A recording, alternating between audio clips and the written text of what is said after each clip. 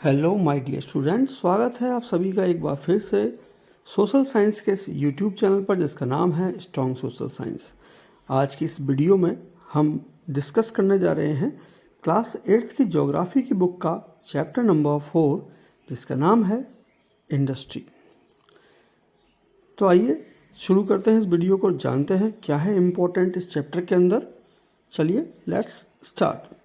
सबसे पहले बात करें definition, that is very important for board point of view. तो इंडस्ट्री की डेफिनेशन है, industry refers to an economic activity that is concern with production of goods, extraction of minerals और the provision of services. यानी industry एक ऐसी economic activity है जो कि जुड़ी हुई है तीन चीज़ों के साथ, production of goods, extraction of minerals and provision of service. आइए बात करते हैं what are the types of industries. So industries can be divided on the basis of raw material, size and ownership. तो हम देख लेते हैं इंडस्ट्री जो है on the basis of raw material. तो there can be 4 type in this.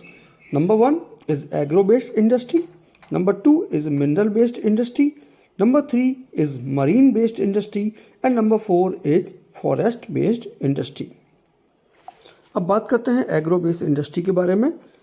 Agro based industry which depends of agriculture products, sorry यहाँ पर depend on agricultural products for production, ये आएगा।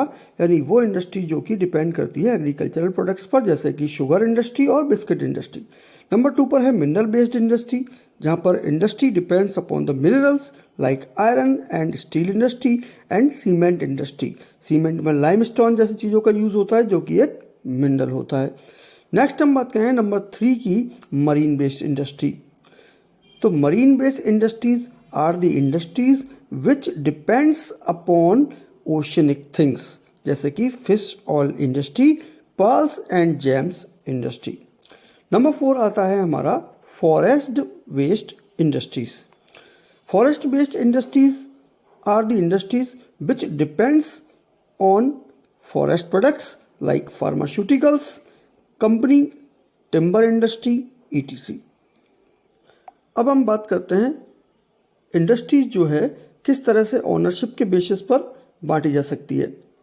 On the basis of ownership, number 1 is private industry, number 2 is public industry, number 3 are cooperative या joint industry and number 4 है cooperative industry. चलिए एक एक करके इन्हें पढ़ लेते हैं हम, क्या है ये इंडस्ट्रीज़ की डेफिनेशन। सबसे पहले बात करेंगे हम प्राइवेट इंडस्ट्रीज़ के बारे में, ठीक है। देखिए, industries which are owned and operated by the individual और group of individual known as private industry, जैसे कि बजाज मोटर्स, टाटा और हीरो साइकिल। नंबर 2 है public sector industries owned and operated by the government, example Hindustan aeronautic limited and steel authority of India limited, यानी कि cell. Number 3 पर आता है joint sector, यानी कि वो इंडस्ट्रीज जो कि प्राइवेट और गवर्नमेंट के म्यूचुअल वर्कशिप से चलती है, owned and operated by the state and individual और group of individual, for example Maruti Udyog limited. Example जरूर याद रखिएगा। नंबर 4 है cooperative sectors, owned and operated by the producers और suppliers of raw material, workers और sometime both, example Anand milk union limited यानी Amul and Sudha dairy. अब हम बात करेंगे on the basis of size.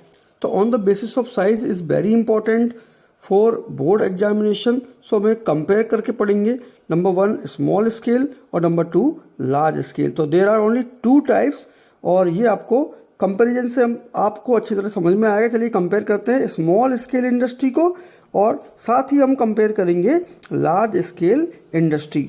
तो एक बढ़िया क्वेश्चन हो सकता है, आंसर आपको याद हो जाएगा। नंबर 1 है, इसमें डिफरेंस स्मॉल इन्वेस्टमेंट होता है, वहाँ पर लार्ज में लार्ज इन्वेस्टमेंट होता है। तो इजी पॉइंट बनाए गए हैं आपके लिए। नंबर बी है लो लेवल टेक्नोलॉजी स्मॉल में और लार्ज में सुपीरियर टेक्नोलॉजी इस्तेमाल की जाती है। नंबर सी मैनुअल वर्क होता है और लार्ज स्केल इंडस्ट्रीज़ के अंदर वर्क बाय मशीन।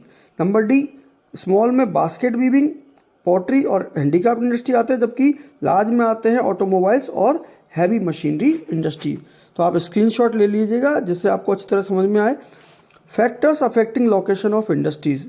देखिए, इंडस्ट्रीज सभी जगह लगी हुई नहीं है, इंडस्ट्रीज वहीं पर लगी हुई होती है जहाँ पर availability of raw material, land, water, labour, power, capital, transport and market जैसे जो फैक्टर्स है वो अवेलेबल हो। तो एक डायग्राम भी दिया गया है, बुक में आपने देखा होगा इस डायग्राम को। चलिए हम आगे बात करते हैं इंडस्ट्रियल सिस्टम की। जिस तरह से हमने देखा एग्रीकल्चर एक सिस्टम होता है, उसी तरह से इंडस्ट्री भी एक सिस्टम है, क्योंकि इसके अंदर भी इनपुट होता है, प्रोसेस होती है और आउटपुट भी होता है। तो इनपुट के अंदर क्या क्या इंक्लूड होंगे? Raw material, labour, cost of land, transport, power, etc. Process में कटिंग, ग्राइंडिंग, मेल्टिंग, ईटीसी। और आउटपुट में हम देख सकते हैं फिनिश्ड प्रोडक्ट्स और इनकम जो अर्न होती है वो आएगा आउटपुट के अंदर। आगे हम बात करते हैं industrial regions. The place where lots of industries are located and share their benefits of closeness to each other are known as industrial region. These are located near temperate areas, seaports and coal mines. Major industrial regions of the world are Eastern North America, Western and Central Europe, Eastern Europe and Eastern Asia. और अच्छी तरह इन्हें समझ लेते हैं, एक बार map के द्वारा आप इन्हें समझ ले। देखिए, these are the major industrial region. यहाँ पे आप मैप में देख सकते हैं Mumbai Pune cluster, Bangalore, Tamil Nadu region, Hooghly region, Ahmedabad और Baroda regions. Major industrial region in the world की बात करें जो हमने अभी पहले भी देखी थी, आयरन और steel industries are located in Germany. तो ज़्यादातर जर्मनी, यूएसए, चाइना, जापान और रशिया जैसे देशों में आयरन इंडस्ट्रीज फैली हुई हैं। टेक्सटाइल इंडस्ट्री ज़्यादातर फैली हुई हैं India, Hong Kong, south Korea, Japan और ताइवान में। जबकि आईटी इंडस्ट्रीज जो है वो सिलिकॉन वैली ऑफ कैलिफोर्निया बहुत ज़्यादा इम्पॉर्टेंट है। अब हम बात करें importance of iron and steel industry. Steel is called the backbone of the modern industry because almost everything is made up of iron and steel. TISCO के बारे में बात करें, टिस्को एक फर्स्ट स्टील इंडस्ट्री है इंडिया की, जो कि 1907 में एस्टेब्लिश की गई थी जमशेदपुर, झारखंड के अंदर, और ये स्वर्ण रेखा रिवर के पास में बसी हुई है। आयरन एंड स्टील इंडस्ट्री के बारे में कुछ इंपॉर्टेंट बातें और जान लेनी चाहिए आपको, क्योंकि बोर्ड के हिसाब से बहुत ही इंपॉर्टेंट है। जैसे आयरन और स्टील इंडस्ट्री की बात करें तो टाइप है ये मिनरल बेस्ड, और साइज के हिसाब से देखें तो लार्ज इंडस्ट्री है। इसके अंदर रॉ मटेरियल और इनपुट जो इस्तेमाल किया जाता है वो है iron ore, limestone, smelting, refining process इस्तेमाल की जाती हैं, लेबर कैपिटल लगता है। और इंडिया के अंदर देखें तो मेजर सेंटर्स हैं भिलाई, दुर्गापुर, बर्नपुर, ये बर्नपुर है, और जमशेदपुर, राउरकेला, बोकारो, और इसके अलावा वेस्ट बंगाल, झारखंड और उड़ीसा के कई जगह पर ये फैली हुई है। इंडस्ट्री से बात करें तो इंडस्ट्रियल डिजास्टर को भी जान लेना चाहिए। एक बहुत ही इनफेमस इंसिडेंट जो इंडिया में हुआ था 1984 में, भोपाल गैस ट्रेजेडी जिसे कहते हैं। The scale it was numbering more than 3,500 people died and 5 lakhs were injured in the immediate aftermath of the leak of the methyl isocyanate gas. ये gas जरूर नेम आप जरूर याद रखिएगा, मिथाइल आइसोनेट, और यूनियन कार्बाइड इंडिया लिमिटेड नाम से ये कंपनी हुआ करती थी। कैसे हम बच सकते हैं इंडस्ट्री डिजास्टर से, आइए देखें। तो दीज आर सम सजेशंस, जैसे नंबर 1 है locate the industry separately, number 2 है effluent of industry should be treated, और नंबर 3 है कि storage of toxic things should be limited.